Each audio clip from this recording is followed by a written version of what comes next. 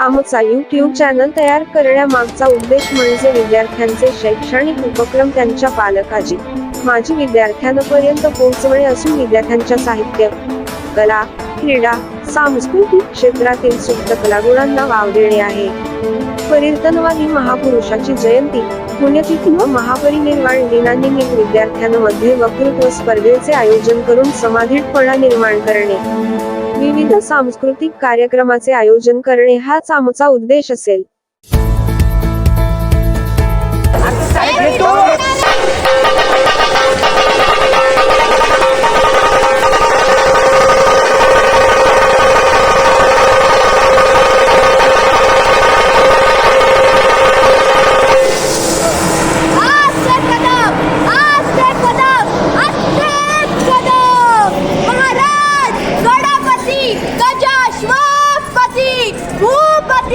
प्रजापती सुवर्णरत्न श्रीपती अष्टवती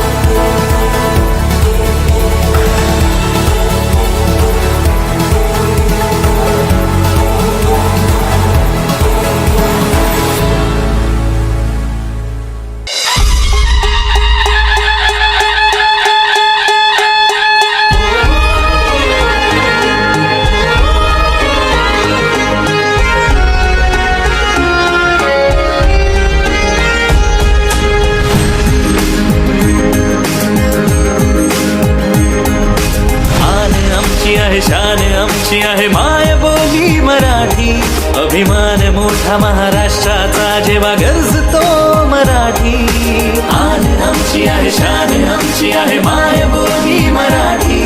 अभिमान मोठा महाराष्ट्राचा जेव्हा गरजतो मराठी. शब्द शब्द रूपात येतो साऱ्यांच्या ओठी. मी मराठी गर्वानं आम्ही बोलतो मराठी. मी मराठी गर्वानं आम्ही बोलतो मराठी.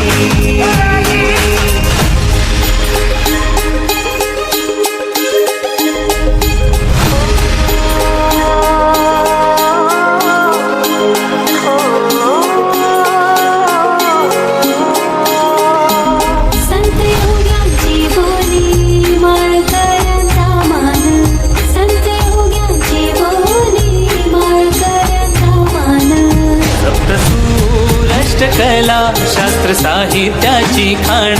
सप्तसूर अष्टकला शास्त्र साहित्याची खाण. ठोकून छाती अभिमानाने आम्ही बोलतो मराठी. मी मराठी गर्वाने आम्ही बोलतो मराठी.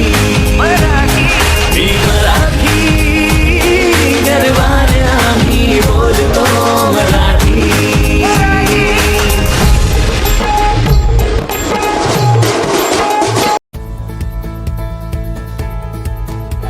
तर या महाराष्ट्रामध्ये मराठी धर्माच्या या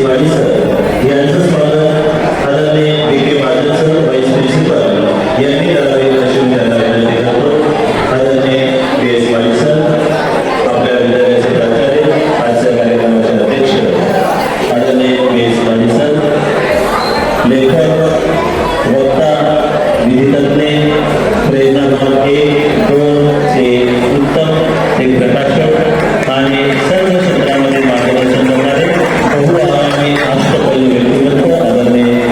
आजच्या कार्यक्रमासाठी प्रमुख उपस्थिती लाभलेले आपले बाबा देशपांडे, दिग्दर्शक, कवी, लेखक यांचं स्वागत वाणिज्य विभाग प्रमुख फायमोरे सर यांनी करावे अशी मी त्यांना विनंती करतो. बाबा देशपांडे सर, कवी, लेखक, गायक, पत्रकार, सामाजिक बांधिलकी असणारे व्यक्तिमत्व आणि दिग्दर्शक यांचं स्वागत आदरणीय वाणिज्य विभाग प्रमुख फायमोरे सर करीत आहेत. धन्यवाद सर. सर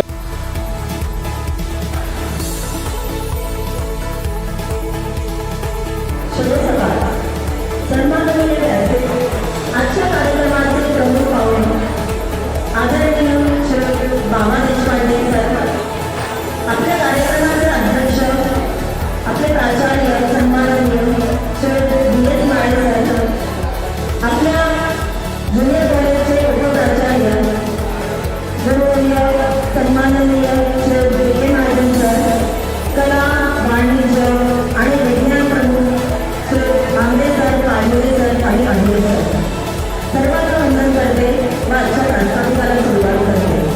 माझ्या मराठी मातीचा नावा ललाट आसरलिया, माझ्या मराठी मातीचा नावा ललाट आसरलिया, तिच्या संघाने जागरल्या दऱ्या डोळ्यातील शिया. या ओळीजांनी लिहून अजरामर केल्या त्या कुसुमाग्रजांचा, अर्थातच विष्णू वामन शिरवाडकर या महान मराठी कवीचा आज जन्मदिवस. मातीची गडकोटी, क्रांतीचा जय जयकार, कोलंबसाचे गरगरे, महावृक्ष अशा अनेक काव्य संहिता अर्पण करून वाचकांच्या मनात चेतनेचा अग्नी फुलवणाऱ्या कुसुमाग्रजांच्या स्मृतीस वंदन करते. तसेच आज आपण विज्ञान दिन आणि मराठी राजभाषा दिन संयुक्तरित्या साजरा करत आहोत. भारतीय भौतिक शास्त्रज्ञ सी.व्ही. रमण यांनी रमण इफेक्टचा शोध लावला.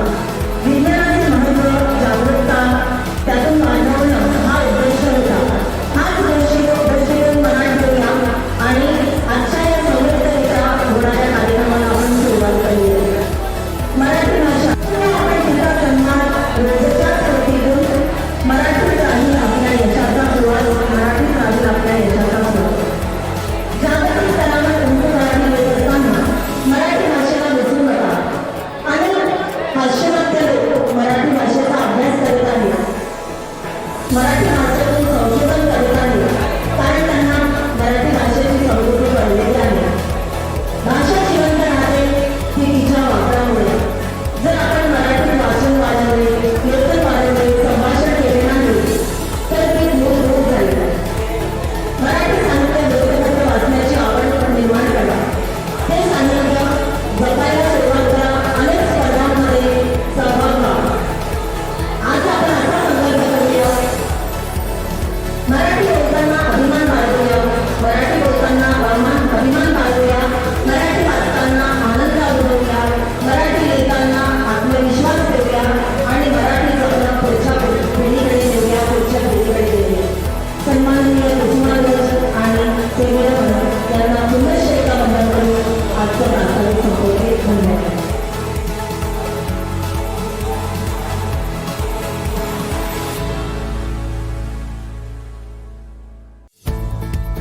ज्ञान नसते, त्याला कोणतीही भाषा माहीत नसते. जेव्हा त्याच्या आईसोबत त्याच्या भूत गोष्टी होतात ना, तेव्हा त्याच्या आईसोबत त्याच्या भूत गोष्टी होतात ना, तीच भाषा त्याची मातृभाषा होते, तीच भाषा त्याची मातृभाषा होते. आणि अशीच माझी लहानपणापासूनची मैत्री म्हणजे मातृभाषा. प्रत्येकाचं जीवन मायभूमी, मायमाता, विज्ञासा, भिन्न सर्वांचा त्रिकोण असतो. माता ही आपल्याला जन्म देते, अन्न देते, मायभूमी आपल्याला आश्रय देते आणि आपली मातृभाषा जी आपल्याला लहानपणापासूनच संस्कार देते आणि तीच मातृभाषा. अशा या मातृभाषा आणि विज्ञान दिनाचं महत्त्व सांगण्यासाठी आमचे ज्युनियर कॉलेजचे विद्यार्थी येत आहेत. मी 11वी कॉमर्स इंग्लिशची विद्यार्थिनी सिया गायकवाड, ही मराठी राजभाषा सिया गायकवाड मराठी राजभाषा दिनाविषयी आपल्या या ठिकाणी मनोगत व्यक्त करीत आहे. तसेच सार्थक पवार आणि अंशिका यांनी पुढे यायचं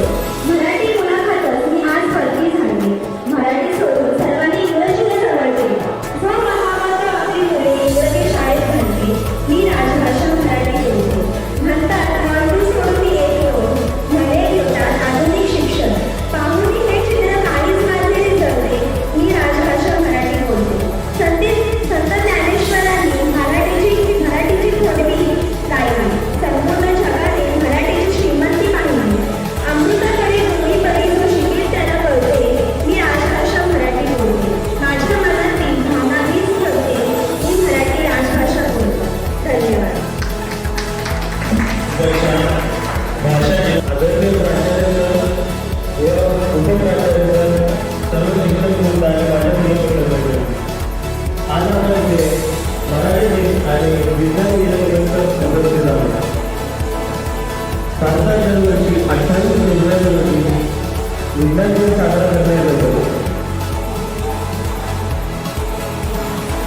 या दिवशी महान वैज्ञानिक C.V. रमन या दिवशी 1928 मध्ये रमन इफेक्ट यांचा शोध लावला. या शोधामुळे त्यांना नोबेल पुरस्कारही मिळाला आणि भारताचे नाव गाजले. आपण ज्या प्रयोगशाळेमध्ये प्रयोग करतो तिथे प्रयोग करत असताना असं लक्षात येते की किती उच्च दर्जाचे आपले प्रयोगशाळा बनवले आहे. श्री सन्माननीय मान्यवरांना तर thank you. Everyone here, honorable chief guests and respected staff and all teachers and my dear friends. Today I am here Anshika Diwali from class 11 science stream going to talk about National Science Day. On this occasion I want to proud and feel talk about on this day. Actually this day goes to scientist Indian C.V. Raman. C.V. Raman has a remarkable history and the discoverer in 1930 he got Nobel Prize from the Indian Global Stage. Science is not a subject of our textbook. It is a way of thinking and questioning for the new inventions and innovate the ideas of a new beginning future. Science is almost important role in our day-to-day life. Just with you, mobile phone we use in our life, and by the bicycles we travel, the satellites and space, these are all important roles in our day-to-day life. These are actually Abdul Kalam, he was inspired the young generation, and science is to be a curious subject who always ask how and when. Today we will promise ourselves that on the occasions of National Science Day, that always we invented something and innovation something from the new beginning future. Thank you so much.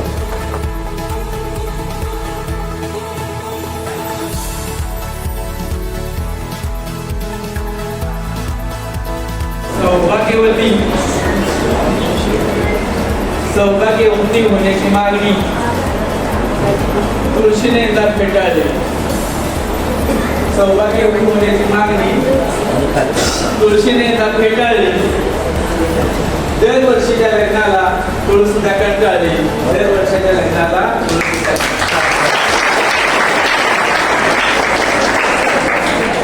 आज एकादशी आहे. बांधण्या नावाचे एक मंदिर आहे आणि त्या मंदिरामध्ये विठ्ठल यावे. विठ्ठल आल्याशिवाय आजचा कार्यक्रम सुरू होणार नाही. महाजन सर सांगत होते आणि मीही त्याला कबुली दिली की विठ्ठल आल्याशिवाय आजचा कार्यक्रम सुरू होणार नाही. बांठण्याचे विठ्ठल म्हणजे कोण, त्यांच्याबद्दल मला खूप आदर आहे.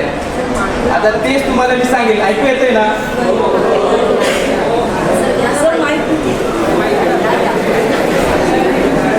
मी माई काय घेतलं कारण सांगतो. एकदा त्या माईची जो सवय लागली ना, हा सोडावासारखा वाटत नाही. मला राजकीय नेत्याच्या हातात माईक गेला ना, अजिबात सोडत नाही. ती समोरच्याला पटतं किंवा पटत नाही याच्याशी त्यांचा काही संबंध नाही. गेली 20 वर्ष व्याख्यान करतोय.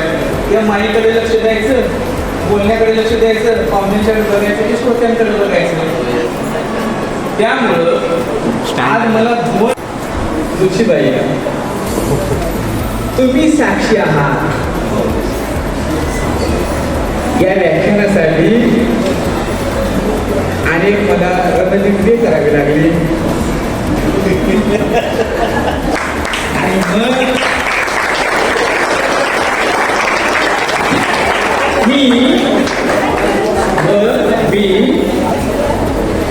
माझ्या साक्षीनं मला काय नाव सांगितलं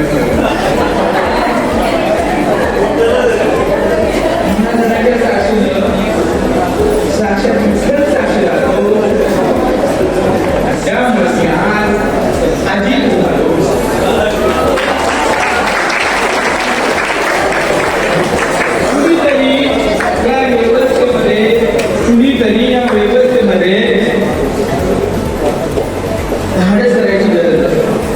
कोणीतरी या व्यवस्थेमध्ये धाडस करायचे असते आणि ते धाडस माझा तेवढा अभ्यास एवढं मला माहीत नाही, पण मी सूक्ष्म अभ्यास करतो. व्यवस्थेतली मानसिकता आणि मानसिकतेतून निर्माण झालेले स्वभाव दोष आणि स्वभाव दोषातून निर्माण झालेली कृती आणि कृतीतून झालेली निर्माण झालेले वाद आपल्याकडं सुप्रीम कोर्टापर्यंत गेले. माफी मागतो मला सुप्रीम कोर्ट म्हटलं, सर्वोच्च न्यायालयापर्यंत गेले. मला कधी कधी इतकं वाईट वाटलं. आपलं आयुष्य म्हणजे काय आहे? ज्याला आपलं आयुष्य कळतं ना, आपलं आयुष्य म्हणजे संयोगाचं आयुष्य. आपण या पृथ्वी तलावर राहतो,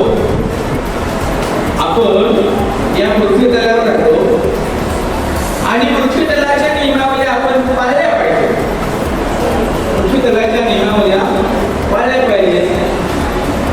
विठ्ठलाने मागच्या महिन्यात सांगितलं होतं, पुढच्या वेळेला कोणी सुद्धा चिठ्ठी आणायची नाही. माझ्या अगोदर तिघांनी चिठ्ठी आणली, त्यामुळे मी पण चिठ्ठी आणली. मला आमच्यावर मी शहाणा झालो होतो, बाबा आपण चिठ्ठी आणायची नाही. चिठ्ठ्या एवढ्यासाठी मला एक वाक्य सांगितलं की कुणीतरी धाडस करायला हवं आणि तुझं चुकतंय. आणि म्हणण्याचं धाडस मराठी साहित्यिकांनी केलेलं आहे. आज काय झालंय, काहीतरी बदलून घ्यायचं असेल तर माझं सणाच्या तोंडून बदलून घ्यायचं असतं.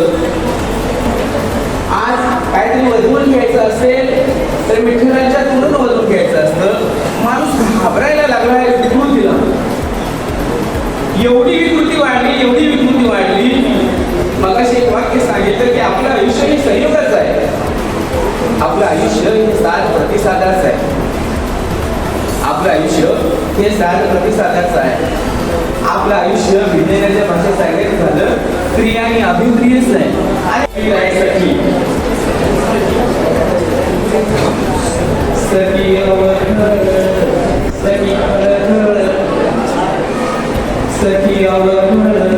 सखी खळखळ आता बाबा ऐका. सखी अवखळ सखी खळखळ मनाली खळ छायावाणी, मनाली खळ छायावाणी. सहज बोलते सहज चालते, सहज बोलते सहज चालते, सहज हालते मोरावाणी, सहज हालते मोरावाणी. रूपते साजिरे रूपते गोजिरे, रूपते गोजिरे. सजनी माझी रे लावणीवरती, सजनी माझी रे लावणीवरती. तुम्ही शेताकडे जात असाल, मी एकेकाळी शेताकडे गेलेलो. आईसोबत शेतामध्ये काम केले. शेतामध्ये राहणारी आई, शेतामध्ये राहणारा बाबा, तुम्ही पाहिलंय आणि मी पाहिलंय. मी जेव्हा माझ्या आईकडे पाहिलं, मी त्या शेतातल्या वडाखाली, शेतातल्या बाबळीखाली, शेतातला वड असेल, शेतातला बाबळ असेल, त्या बाबळीखाली बसलो होतो.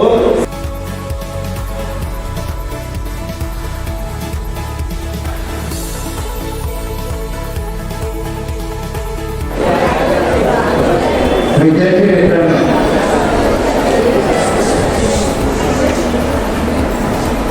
आज आपण या ठिकाणी मराठी दिन साजरा करण्यासाठी जमलेलो आहोत आणि अशा सुंदर कार्यक्रमासाठी आपल्याकडे कविवर्य आदरणीय देशपांडे सर आलेले आहेत, जे मागापासून मला विठ्ठलाची उपमा देत आहेत, त्याचं उद्बोधन देणार आहेत.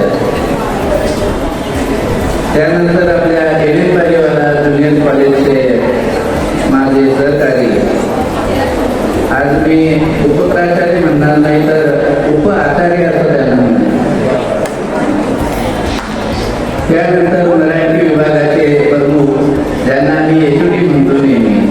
आज येजोडी म्हणणार नाही. तसंच आमचे वाणिज्य विभागाचे प्रमुख, सायन्स विभागाचे प्रमुख नुकतेच बाहेर गेलेले आहेत. त्यानंतर सर्व आमच्या मुलांना शिकवणारे गुरुवर्य आणि विद्यार्थी मित्रांनो,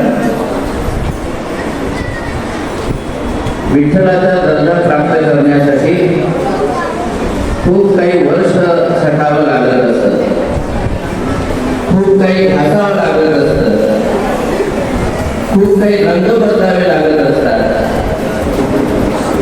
आणि जेव्हा तो भाजून तासून त्या योग्य जागी येत असतो तेव्हा त्याला त्या विठ्ठलाचं रूप प्राप्त होत असतं. नाहीतर जगामध्ये खूप विठ्ठल निर्माण झाले असते की बाबा मी विठ्ठल आहे, या इकडे माझ्या दरबारामध्ये तसं होत नाही. अजून मला घासावं लागणार आहे, अजून मला त्रासावं लागणार आहे आणि अजून मला बरंच काही करावं लागणार आहे, तेव्हा मला विठ्ठलाचं रूप प्राप्त होणार आहे. अजून मी विठ्ठल झालो नाही. सांगण्याचे तात्पर्य आहे की आज विवा शिरवाडकर यांचा जन्मदिवस आपण साजरा करत आहोत. त्याचबरोबर सी.व्ही. रामन विज्ञान दिवस म्हणून त्यांच्या नावाने आज आपण या ठिकाणी साजरा करत आहोत. माझी ही माय मराठी भाषा आता अविदास भाषा झालेली आहे, म्हणजे अतिशय पुरातन भाषा म्हणून तिचा आता उल्लेख केला जातो.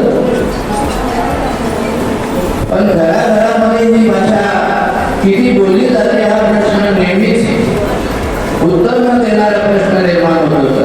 सरांनी ही कविता आता गायली ती आमच्या काळातली कविता आहे, कारण आमचे आई वडील ही शेतामध्ये राबणारे, आई शेतामध्ये राबणारी गृहिणी होती. पण आज आमच्या मुलांचे आई वडील हे शेतात राबत नाही, तर ते शेतामध्ये राबत असतात आणि शेतामधली कामं ही सगळीच काही बदललेली आहेत. तर एखाद्या मुलाला वाटेल माझा बाप तर शेतात जात नाही, सकाळी आठवडती जातो. एखाद्या मुलीला वाटेल माझी आई तर शेतात काही दशक वेचायला जात नाही, तर ती भांडीपोळी घासायला नाही तर एखाद्या ऑफिसमध्ये नोकरीला जाते. त्यामुळे आपल्याला कविता आता बदलाव्या लागते. फार हाणामारी करावी लागलेली आहे मी असं म्हणेन. तेव्हा कुठे आम्हाला आता ते यश मिळालेलं आहे. मग अशी भाषा जर आम्ही बोलणार नसू तर मोठी अडचण निर्माण होईल. त्याचं पुढचं उदाहरण असं म्हणेल की विज्ञानाच्या संदर्भामध्ये आता मराठीमध्ये इंजिनिअरिंग कॉलेज पुण्याला ओपन झालंय. इंजिनिअरिंग कॉलेजचे जे विषय आहेत ते टोटली मराठीमध्ये शिकवले जातात, इंग्रजीत शिकवले जात नाही. असं कॉलेज पुण्यामध्ये आता तयार झालेलं आहे. कारण त्याचं असं आहे की जे संशोधन आम्ही करतो सुंदर पद्धतीने करतो, पण आमच्या देशासाठी एकही लागू पडत नाही. कारण सगळी संशोधनं ही इंग्रजी भाषेमध्ये असतात आणि ती दुसऱ्या देशांना लागू होतात. आमच्या भाषेमध्ये आम्ही संशोधन करत नाही, म्हणून आज आपल्याला मार्केटमध्ये मराठी भाषा असलेली नावं नाही भेटत. मग कशी होंडा, फिलिप, बघा तुम्ही कुठे अशी नावं आपल्याला वेगळी दिसली ती आपलीच नाही आहे. आपली नावं दिसत नाही, कोलगेट आपलं नाही ते नाव, पण आपल्याला वाटतं आपलंच नाव आहे. असे कितीतरी शब्द तुम्ही शोधून बघा, तिथे मराठी शब्द असलेलं प्रोडक्ट दिसतं, बरोबर आहे. मग तुम्हाला वाटेल की अरे हा इथे मराठी शब्द दिसत नाही. आता हल्ली तर ते फ्रूट स्टॉल असं लिहिलं जातं, म्हणजे फळांच्या दुकान ते फ्रूट तिथे दिलं, बरोबर आहे. हॉटेलमध्ये सुद्धा त्या पद्धतीचं. आणि नवीन नाव असलं की मग ते काही भारी नाव आहे बाबा, इथं काहीतरी भारीच असेल असा भास सुद्धा आपल्याला होत असतो.